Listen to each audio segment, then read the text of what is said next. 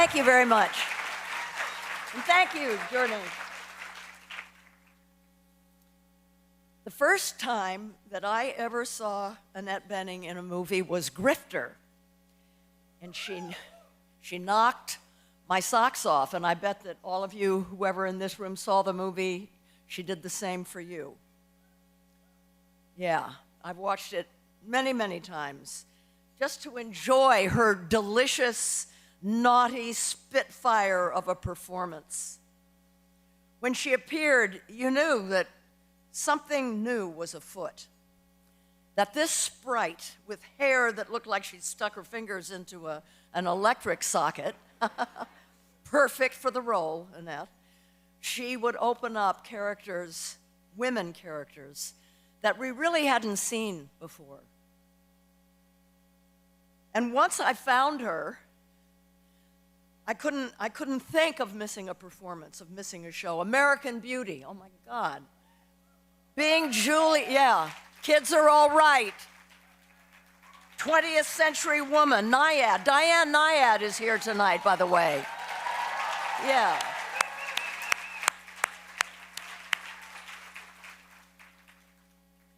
I learn something every time I see her in a performance. And one thing I learn over and over again is how brave she is as an actor in her choices of roles, which aren't always audience-friendly. I mean, Nyad, I'm thinking of Nyad. I'm sorry. Diane, but you're kind of prickly. Brilliant, but prickly anyway. There's clearly something that Annette wants to explore through her characters, and she doesn't need us to love her. And my God, that's refreshing. I also respect her choice to age on camera as she actually is.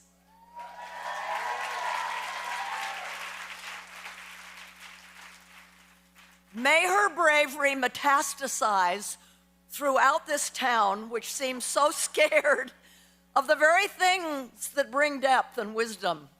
I salute that in you, Annette. But over the last few years, I've read interviews with Annette. I never miss an interview because, especially when she talks about her craft, you always learn something. I discovered her empathy and her generosity.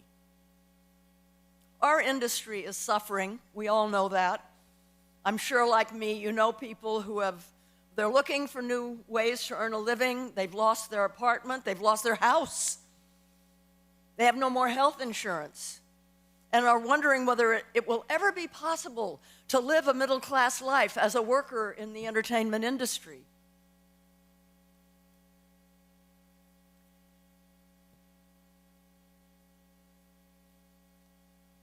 About 2 years ago, when the industry was in the midst of double strikes, just having come through the pandemic, and there was so much fear, Annette Bening became the chair of what used to be called the Actors Fund. It's been around for 140 years, but it's now changed its name to the Entertainment Community Fund, because the fund is, in fact, for all professionals, not just actors, across the country, in film, in theater, in television, in music, in opera, in radio, and dance, whether on stage, on camera, or behind the camera and behind the scenes.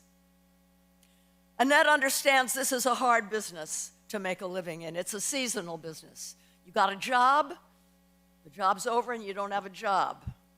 People need help.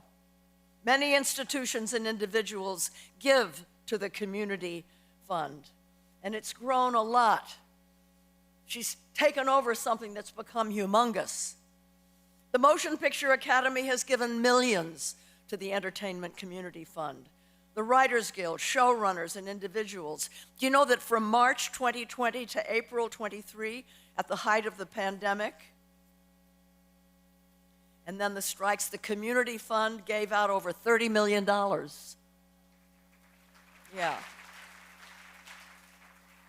If you're somebody in the performing arts, you can go online, entertainmentcommunity.org. to find out pretty quickly if you're eligible for assistance. Spread the word, entertainmentcommunity.org. We can all donate to the community fund, and we can visit it. You can go to that entertainmentcommunity.org and find out where to go to see. There are actually living units that have been created for artists. Annette just told me that. And besides the emergency financial assistance, the fund also provides information on finding affordable housing. This is just amazing. Affordable housing, they can find you roommates.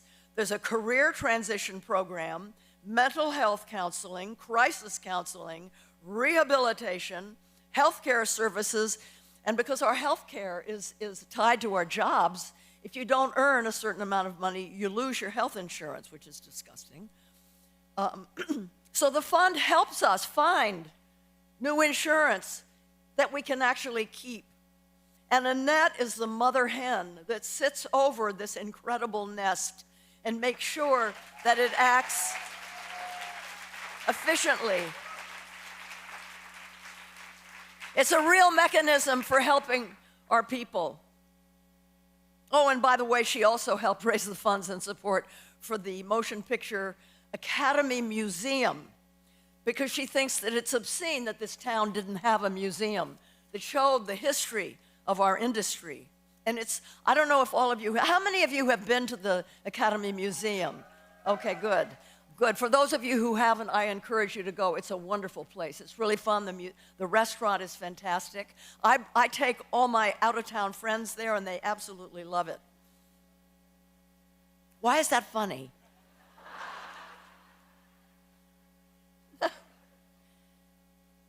And then there's Annette's fight as the mother of a trans son against the misinformation about the LGBTQ community.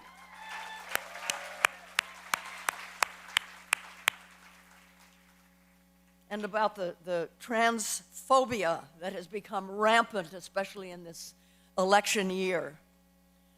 So you see that besides her outsized talent as an actor, Annette Bening is, well, she's a class act, is what she is.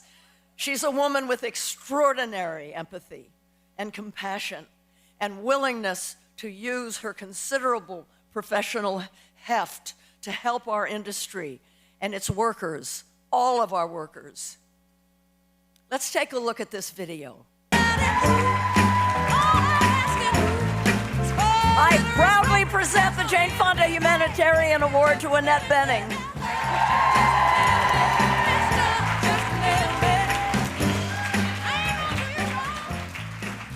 Thank you so much. Thank you. Yeah, I'm a little, okay, I'm a little overwhelmed. Thank you very much. Thank you, Jane. Thank you to the Women in Film organization for this incredible honor. I'm deeply grateful and honored to be here with so many colleagues and friends and people I've known for years and people I'm getting to know. And really, it's a thrill. Also, congratulations to my fellow honorees, including Kate Winslet, who is a hero, Kerry Washington, Michelle Buteau, Danielle Sanchez, Joey King, and Elaine Curas. So congratulations to all of you as well.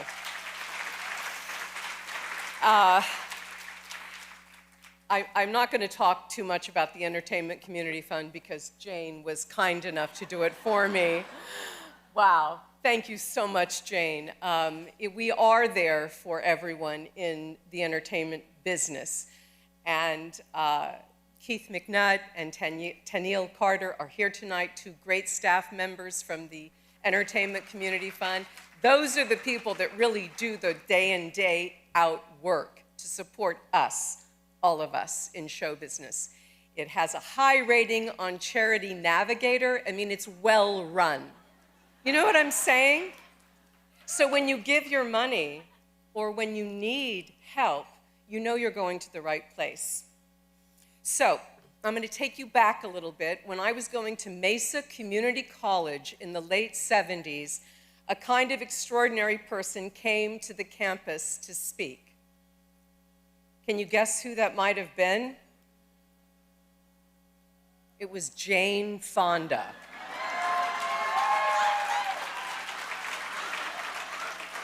That's right, folks.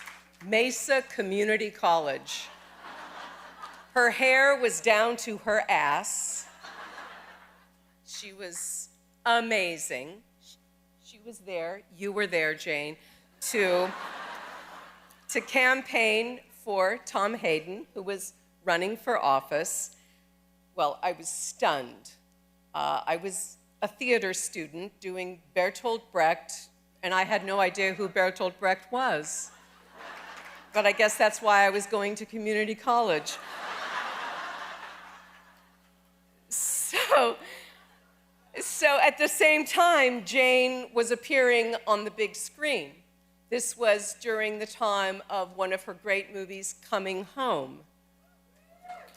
An incredible Hal Ashby film, for those of you who haven't seen it. Brilliant movie. And as a kid raised in a conservative household in a military city, San Diego, that movie made a deep impression. My third grade teacher's fiance was killed in the Vietnam War. He was a pilot and he was shot down. When I was in junior high, my classmate's father was one of the POWs that came home, same group as John McCain, for those of you that remember that time. And we held an assembly for her dad because we were championing him. And we sang "You're a Grand Old Flag," and we shook our pom-poms. I had no idea there was any opposition to the Vietnam War where I lived. So another one of Jane's films of that time is a movie called Julia. It's based on the experiences and the writing of Lillian Hellman, another huge hero of mine of that period. Like many others, I read everything Lillian Hellman wrote. And that's another incredible performance that Jane gave. So both deeply political films that were excellent. And why? Why were they excellent? Because they were so moving. They were so got you in your gut. That's what we're all here for. That's why we're in this room. Yes, we want to be political, and yes, we want to do the right thing, but we also want to get people in their gut. So from the beginning of my adult life, Jane has been functioning on two levels. She's right there at Mesa College. Oh my God, that's Jane Fonda. And she's also on the screen. And I never dreamed I would find myself in this position, attempting to do the same thing. My craft as an actress is so important to me. I just love it. I can't even tell you how much I love it. But being fortunate enough to have a spotlight, to shine on issues that mean something to me, that is a true honor. And I try to do it carefully and with care and discretion. As a citizen and as an artist, if I may use that word, we do have a responsibility to understand the world and the time that we're in. So if I may, a few things. My generation, I'm 66, my generation was the first to have full reproductive rights. When I was in high school, we were sneaking off to Planned Parenthood to get our contraception, and in some cases, getting our abortions. My two daughters are the first generation to have a constitutional right taken away. After gay marriage was ratified by the Supreme Court, the Republican Party made a very cynical shift, in my view. Instead of demonizing gay people and using that as a wedge issue, they started using trans and non-binary people as a convenient political football, as Jane mentioned in her remarks. Since the beginning of August, the Republican Party has poured more than $65 million into television ads in swing states. We don't see them here. Inflaming fear and ignorance around issues concerning trans and non-binary people, and even worse, ramping up fear and misinformation around trans, non-binary, gender-questioning kids and their parents who are trying to help them. One of the best-known ads, tagline at the end is, "Kamala Harris is for they, them, Donald Trump is for you." Trans and non-binary people are trying to get on with their lives in this toxic atmosphere being demonized, marginalized, and in fear of physical attack. And in the past few weeks, we've just experienced 2 cataclysmic weather events resulting in death and destruction. We have members of Congress looking to blame political opponents for causing hurricanes instead of looking for real solutions to our climate crisis, something Jane has obviously been very, very involved in fighting. None of these things should be political issues per se. These are deeply, morally humanitarian issues, and yet they are being used by politicians to divide us, confuse us, and distort reality. But we know that love and compassion lead the way, and let us live and work towards radical understanding and acceptance. Let that lead the way towards queer joy and celebration. Let that lead all of us all the way to the ballot box and to a world and a country that embraces the uniqueness within us all. I so appreciate the theme of this evening about celebrating our collective strength, something that resonates with all of us here, I'm sure, as anyone who's ever been involved in a production knows. All great change and all great growth comes from a merging of talent and skills and heart and minds and souls. Grateful. I'm just so grateful. And thank you to the WIF for bringing us together in this crazy moment when the world needs to come together now more than ever. I will consider it a prod, not an ornament. Thank you.